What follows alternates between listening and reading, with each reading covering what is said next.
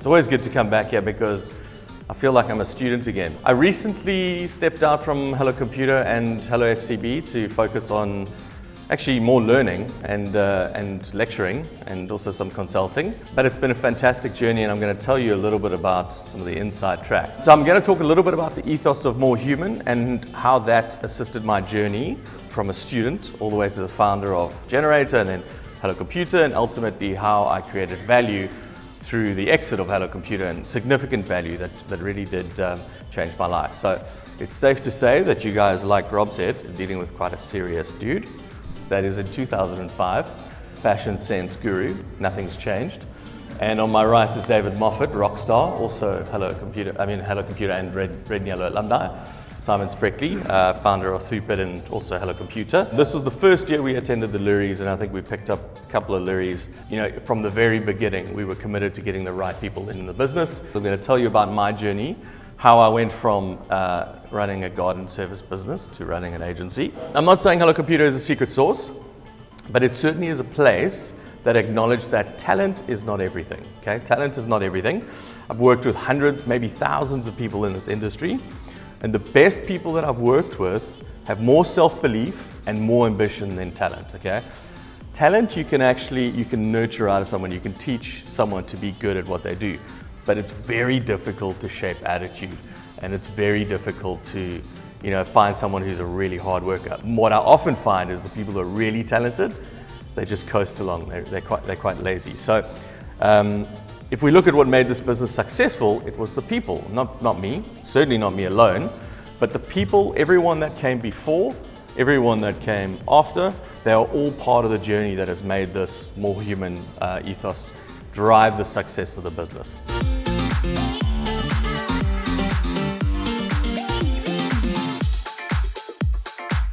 And the first thing you've got to do is you've got to have a dream. So this is me dreaming about Fisher-Price. I was age 2. And to activate that, you've really got to have a plan. So you've got to have this dream, you've got to have a runway. If you don't have a dream, you've got a runway to nowhere, okay? So to achieve this dream, you have to have something to chase.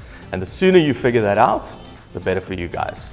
So at this stage, I didn't really have any ambition, except to maybe get a girlfriend, and I wanted to play in a punk band. I thought, like, if I could be like Green Day or Nirvana, I'd be amazing. But to play in the punk band, I had to have a guitar, and I had to have an amp. And so I needed some money to buy the guitar and amp. And my dad had this ridiculous idea. He said, "Why don't you get a job?" And so I said, "No, can't you just buy it for me?" And he said, "No, I'm not going to buy it for you. But I'll rent you my lawnmower, and you can start a garden service business. So now with these limited means, I wasn't going to start a big business, but I started mowing lawns, okay? And so at 13, I'm going around and mowing lawns. I'm earning 25 Rand a lawn. But really what you do as a person who runs a garden service business is you pick up poo, okay? Because all of us know you can't mow a fresh turd. It's terrible. So, I learned early on, you've got to get your hands really dirty.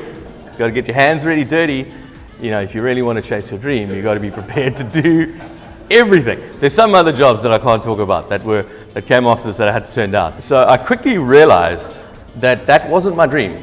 I wasn't going to be the garden service guy. I certainly wasn't going to pick up the dog poo.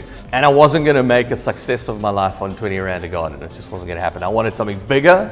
I wanted something better. I wanted less proximity to shit. So ironically, I enrolled in advertising school, because we know there's no bullshit in advertising, right? There's absolutely none. And so I broke this cycle of working as a garden service guy. I found what I believed was my talent, and I used that as my unlocker to elevate my life. So I applied at Red and Yellow, and I actually didn't get in. Brian and Alan were in charge at the time, and I sent this ad in and did the application. They called me in and they said, "Sorry, you suck. You're not going to get in here. Maybe you should try AAA." And so I said, "Listen, I don't want to go to AAA. I've been there to look at it. I really want to be at Red and Yellow."